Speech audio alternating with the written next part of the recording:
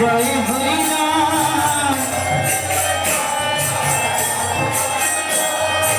আপনারা এবার যে যে জায়গায় ছিলেন বসে পড়ুন, যে যে জায়গায় ছিলেন বসে পড়ুন।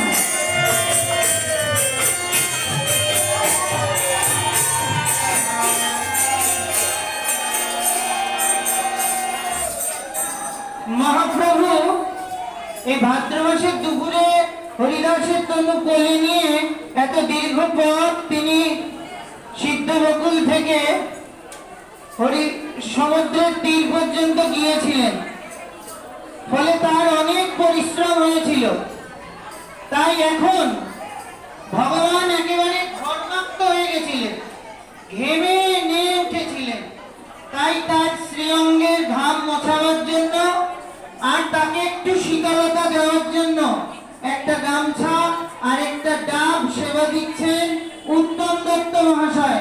একবার প্রেমা